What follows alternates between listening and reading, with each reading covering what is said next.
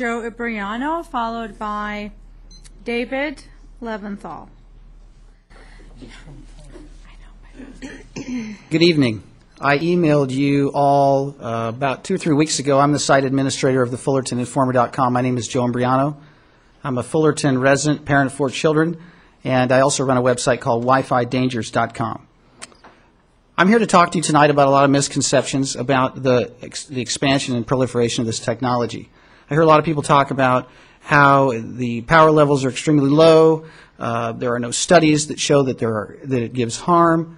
I'm here to tell you that let's not just look at Wi-Fi. Let's look at the whole reason that it's being rolled out. The whole reason it's being rolled out is for the Common Core, and what I like to refer to as the microwave matrix that is required for it to function. There will be devices far beyond the iPads that will be employed in these classrooms. This is just the beginning.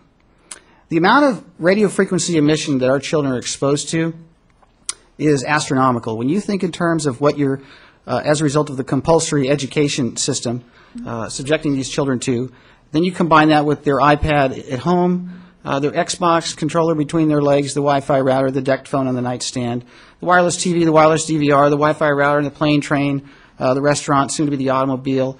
It's going to be 24/7. There are no studies that address these health concerns that a lot of scientific experts are alleging could take place. I've gone out on quite a limb. If any of you have taken the time, and I know for a fact that some of you have looked at the website because of the IP tracking, so I do have evidence that you have been exposed to this information at the district level. I'm here to tell you that you're not informed properly on the big picture. My major concern with the proliferation of this technology is what has not been studied. And what has not been studied are the reproductive ramifications of microwave emission exposure. We hear a lot about low power. Let's talk about low power. Let's talk about a half a watt. As compared to what? A microwave oven that cooks meat? How about let's look at the background levels at the 2.4 gigahertz in the electromagnetic spectrum. They're almost negligible in nature. There's a reason that there are none coming except for the faint, distant background microwave cosmic noise from the creation of the universe. This stuff does not belong in our lives. There's plenty of light energy, X-ray, gamma, positron emission in the environment. 60 hertz electricity coming from the lightning bolts. UV at the beach when you're out there with your shirt off. This stuff isn't out there. This stuff's here now because we've made it with magnetrons and hung them on the ceilings and stuck them on the nightstands. Everybody in this room is making a decision to go forward with this.